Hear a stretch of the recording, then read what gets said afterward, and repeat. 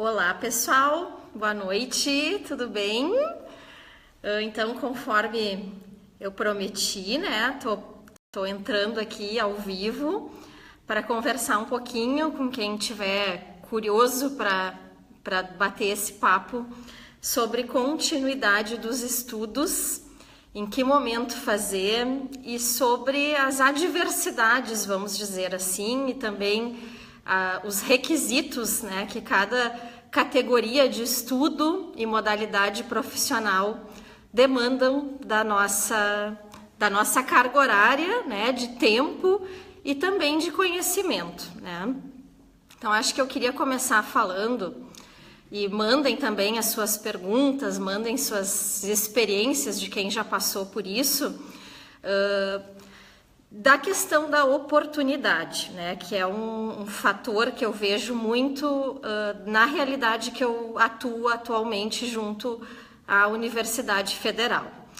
Muitas vezes o aluno ele tá em vias de se formar no último, no penúltimo semestre, e ele está em contato com algum orientador, né, alguém que já está inserido, um professor, num programa de mestrado, e houve aí uma empatia, uma conexão bacana entre o orientador e o aluno, né?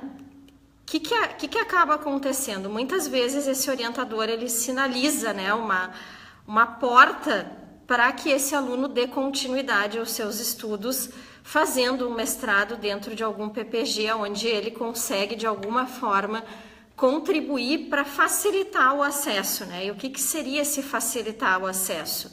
É inserir esse aluno dentro de um projeto de pesquisa que já está bem estabelecido dentro de um PPG. E eu acho que nesses casos, se o aluno, né, ele também se identifica com esse professor, com o tema dessa pós-graduação, e ele tem vontade, né, de dar sequência e fazer uma formação em nível de mestrado, eu considero como uma baita oportunidade, né? Porque o que acontece quando se pensa em fazer um mestrado hoje? Para quem já tem essa janela de oportunidade, acaba sendo muito mais fácil do que alguém que está totalmente fora desse meio e que aí precisa se planejar, se organizar para conseguir atingir esse objetivo, né? Então, o que eu quero dizer com isso é que entrar num programa de mestrado não é algo tão simples, não é algo que a gente idealiza num dia e numa próxima seleção eu vou organizar o meu currículo, vou montar um projeto e as coisas vão se concretizar, né? Na maioria dos casos, os programas de mestrado, eles estão bem mais criteriosos, né, em relação aos seus aspectos aí de seleção, e a pessoa para entrar num programa de mestrado, ela muitas vezes ela precisa apresentar que ela tem aptidão e competência para dar sequência a um mestrado, né? E eu acho que muitas pessoas não se dão conta de que fazer um mestrado vai exigir uma demanda bem significativa de dedicação, de tempo, de envolvimento, né? E aí o que eu vejo também bastante de um outro lado são pessoas que já fizeram uma pós-graduação, que eu acho também um outro nível de sequência de currículo muito legal, fazer uma pós-graduação para quem não tem essa janela de oportunidade que eu mencionei para o mestrado, né? Terminou a graduação, vai se planejar para depois de um tempo fazer uma pós-graduação lato sensu, mas terminou aquela pós-graduação lato sensu e aí se planeja, né, ou idealiza fazer um mestrado. E aí o que as pessoas têm de referência é a referência da pós-graduação lato sensu, que, num geral, é uma referência muito diferente para quem quer dar esse passo do mestrado. E aí sim vai exigir um envolvimento, uma organização, uma identificação com a área e com o orientador, né? E eu acompanho alguns casos de pessoas que já passaram por isso e que eu tive a oportunidade de alguma forma orientar, e outras que atualmente eu acompanho também e que trazem demandas semelhantes a essas, de que as pessoas precisam se identificar com o programa no qual elas desejam participar e desenvolver uma linha de trabalho para conseguir alcançar esse objetivo, né?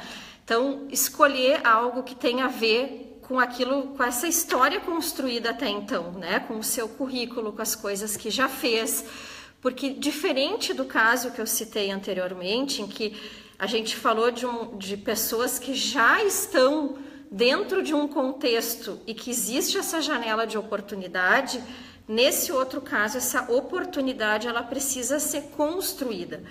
E essa construção, eu me atrevo a dizer que ela leva, no mínimo, de 6 meses a 1 ano e, dependendo das vezes, até mais, né?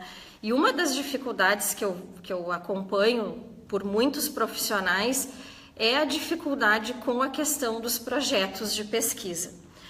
E isso aconteceu comigo. Eu, quando pensei em fazer mestrado há muitos anos atrás, eu idealizei um projeto de pesquisa que eu achei que seria um projeto super legal de se fazer e com o tempo eu fui entender que não é assim que funciona. Na maioria dos casos, o mestrando ele vai entrar dentro de uma linha de pesquisa já existente e ele vai ter que se encaixar dentro de um projeto, muitas vezes guarda-chuva, que já está em andamento dentro de um PPG, e dentro disso, se ele se identificar realmente com aquela área, com aquele orientador, ele vai criar então um contexto favorável para o seu ingresso junto àquele mestrado, né?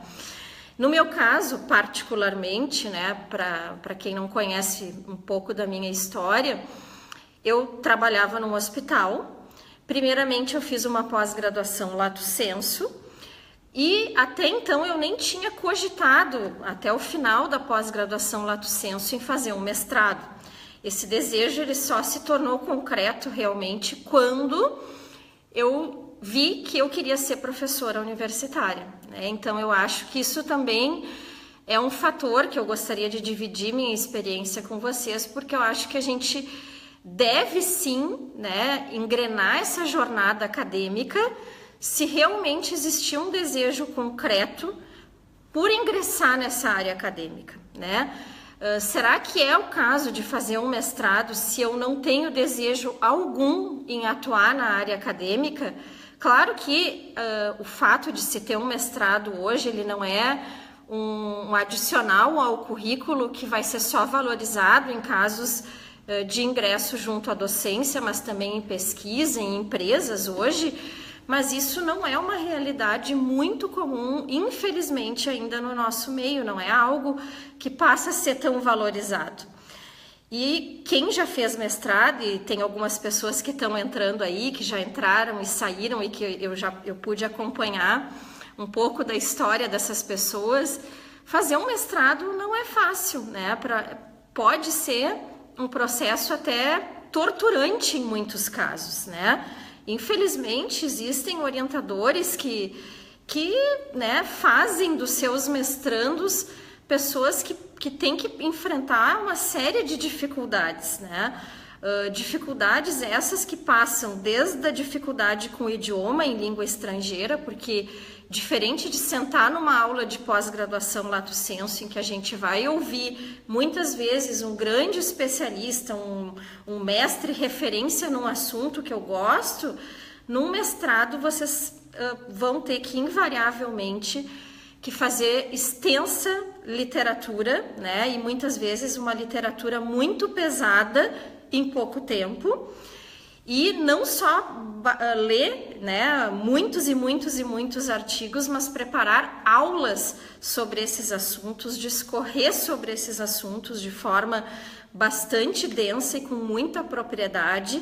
E a gente que já acompanhou muitos alunos e muita história de muita gente, vê que tem muitas pessoas que passam esse primeiro ano e às vezes até o segundo ano do mestrado tendo que fazer acompanhamentos, muitas vezes até com psicólogo, com psiquiatra, para dar conta desse peso extenuante, e é um peso que com certeza produz, né, um efeito no futuro que é muito positivo, porque, enfim, né, se formar em nível de mestrado é algo muito interessante, mas que a gente tem que estar preparado para isso, né? E eu acho que essas coisas, elas realmente valem a pena se tem um sentido, né? Então, a recomendação que eu dou para quem pensa em fazer mestrado é avaliar, né, esse conjunto de variáveis sobre os quais você precisa estar preparado, né? E envolvem questões emocionais, comportamentais, aptidões em outros idiomas, dedicação de tempo, né? E na grande maioria dos casos a dedicação de tempo é quase que integral. São raras as pessoas que eu pude acompanhar até hoje que conseguiram conciliar um mestrado com toda a dedicação, especialmente se for bolsista, com um emprego regular com carteira assinada, né? Particularmente eu consegui fazer isso, confesso, foi bastante extenuante, mas é uma questão que eu não posso dizer que porque eu consegui, outros vão conseguir. A gente tem que avaliar o tamanho da nossa capacidade, né? E de que forma que eu vou conseguir entregar os resultados sobre os quais eu me comprometi com qualidade, né? Então, esses pesos e medidas precisam ser muito bem ponderados para essa tomada de decisão.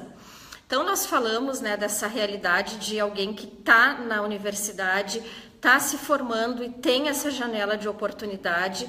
A gente falou, né, do caso de quem não está nessa realidade e busca, em um primeiro momento, fazer uma pós-graduação e depois ir para um mestrado. Mas eu queria também falar um pouco, então, sobre essa decisão de ou fazer uma pós-graduação lato sensu ou fazer um mestrado, e depois, então, eu vou falar sobre quem já tem mestrado e quer ou não fazer um doutorado. Bom, em primeiro lugar, assim, eu vou dar a minha opinião, né? E eu acho que a realidade que eu vivo é a realidade muito mais da nutrição, né? E cada vez mais a gente tem uma formação que é generalista, ou seja, ela não aprofunda muito, né, em nenhuma área do conhecimento. Eu acho que a grande maioria dos profissionais que estão aqui concordam comigo. A gente sai da faculdade com muitas dúvidas, com muita vontade de querer se especializar, e eu acho que esse é um desejo que é importante, que precisa ser ouvido, né? Então é interessante, sim, né, seguir os estudos. Para quem tem essa intenção da docência e da pesquisa e tem essa oportunidade, eu acho que vale super aproveitar. Mas quem não tem, é interessante se programar em algum momento para seguir os seus estudos. Particularmente, vocês podem concordar ou não, mas eu acho que pensar que a qualificação desejada encerra somente com a graduação, nos dias de hoje, com as exigências que o mercado nos coloca. E quando eu falo em exigências do mercado, eu não estou falando só das exigências que as empresas, que os concursos, enfim, né, que a parte do empregador, vamos assim dizer, nos coloca. As exigências do mercado hoje, elas estão no consumidor final, elas estão no paciente que chega muito preparado, que chega com uma série de inquietações. Então, com certeza, fazer um curso de pós-graduação lato sensu agrega conteúdo, agrega conhecimento e é muito importante para esse primeiro passo, para quem não tem a oportunidade de seguir direto, né, com um mestrado, como a gente falou anteriormente. Dentro dessa questão, eu também queria colocar, já que falei da questão da pós-graduação, de que quando a gente fala em pós-graduação lato sensu no contexto da saúde, não quer dizer que a realização deste curso confere ao profissional o título de especialista, né? Eu já vi colegas, inclusive, claro que não me atrevo a chamar atenção quando não me sinto na oportunidade, mas que utilizam a nomenclatura especialista em alguma coisa sem ter feito uma prova de título.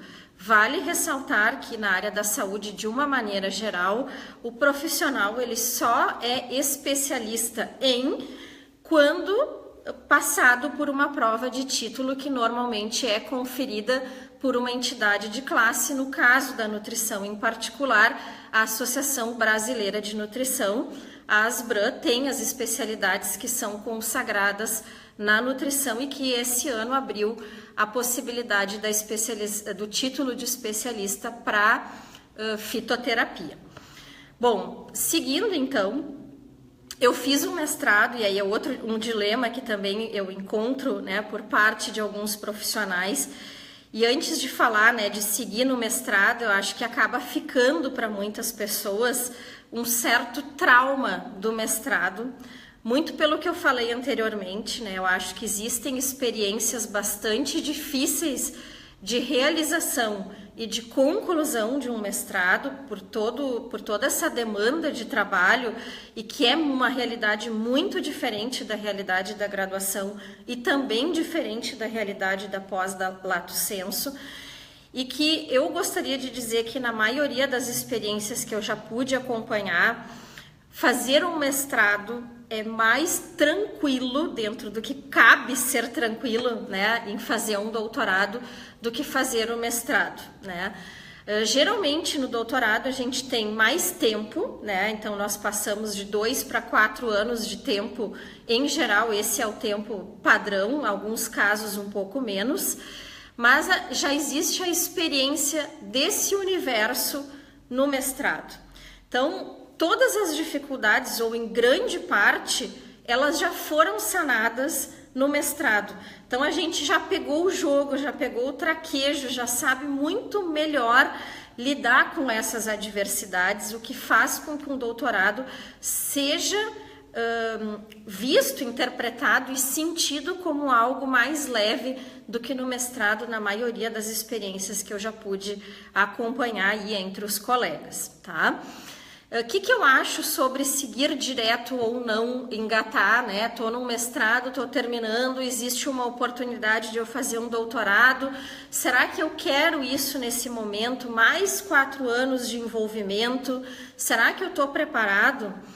Bom, gente, eu acho que aí entra uma questão muito pessoal, né? Aí, pensando que a gente já está então falando de um profissional que está terminando o mestrado, em tese, ele já está mais maduro para tomar esse tipo de decisão. E eu acho que a gente sempre tem que começar a planejar, né, os próximos passos da nossa carreira antes de terminar uma etapa, né? Então, eu não vou esperar terminar o mestrado e aí o meu orientador tá ali me botando uma pressão para eu continuar o doutorado, porque para ele também muitas vezes é mais interessante. Se eu não estou identificado com aquele tema, se não é aquilo, se eu quero me experimentar em outras coisas, então é importante dar atenção e às vezes sair um pouco fora desse universo para tentar escutar isso tudo que vem de dentro da gente e ver se é esse o caminho que realmente eu quero seguir. Porque por mais que eu tenha dito que a impressão geral é de que um doutorado é mais leve do que um mestrado, querendo ou não, são mais 4 anos de envolvimento e de um envolvimento que é quase integral. Então é importante dar atenção a isso tudo, ver quais são as oportunidades também que estão pintando nesse momento em que está coincidindo, né, com o término do mestrado, para que vocês possam tomar a melhor decisão, né? Que eu quero dizer então com isso, né, gente? Para todas essas etapas é importante pensar o que se quer no curto, no médio e no longo prazo, né? Que as coisas elas tenham um encadeamento, né? Eu particularmente, quando terminei o meu mestrado, que eu fiz numa área de agronegócios, nessa ocasião, quando eu estava terminando o meu mestrado, eu já estava com as oportunidades de dar aula em 2 instituições bem definidas, e eu vi que eu não queria seguir com o mestrado na mesma área de agronegócios, que eu precisava agregar um diferencial dentro da minha formação para levar algo a mais para os meus alunos e para também me sentir mais preparada como docente para todas as demandas que um docente tem dentro de uma universidade. E eu sabia que o mestrado, se eu seguisse com o doutorado em agronegócios, eu não ia aprender nada muito diferente, além de fazer uma tese, né, diferente da dissertação, do que eu já tinha vivenciado. Então eu entendi que era um momento de eu expandir esse portfólio, e aí eu entendi que era de ir para a área mais clínica, porque eu precisava também entender um pouco mais de epidemiologia e outras questões ligadas à pesquisa clínica, e por isso que eu tomei a decisão de ir para um outro caminho. Mas isso tem muito a ver comigo, né? Porque eu preciso e sinto constantemente a necessidade de expandir os horizontes, de buscar conhecimentos diversos, porque eu sempre tive muito claro que eu não queria ser uma super, hiper, mega especialista numa área e ficar totalmente focada naquela área, que o meu perfil se fecha muito melhor, podendo atuar em ambientes um pouco diversos e que com isso eu consigo ser uma profissional e uma professora mais completa dentro do que eu entendo, né, que é adequado. Entrou uma ligação aqui, desculpa. Bom, pessoal, eu acho que de uma maneira geral era esse o recado que eu queria dar, né? Não esquecendo que a gente não deve parar nunca, né? Seja fazendo uma qualificação, um estudo formal dentro de um ambiente estruturado ou não, né? Tendo uma disciplina para os estudos, porque na área da saúde, quem trabalha na área da saúde está aqui acompanhando sabe que as coisas mudam todo o tempo e muito rápido, e a gente precisa estar preparado para estabelecer os diálogos necessários com as pessoas em todos os níveis, sejam colegas profissionais de saúde, sejam pacientes, clientes, usuários dos serviços de saúde. Sempre uma alegria poder conversar um pouco e compartilhar algo que eu gosto muito, que é falar, né, sobre experiência, sobre conhecimento, sobre formação. E eu vou estar agora nos próximos tempos aí fazendo um pouco mais de palestra, de conversas, porque também entendi que o meu momento é dividir um pouco mais com as pessoas, né, em ambientes diversos também. Então espero encontrar vocês por aí nas aventuras da nutrição. Um grande abraço, obrigada por quem estava aí assistindo e até a próxima!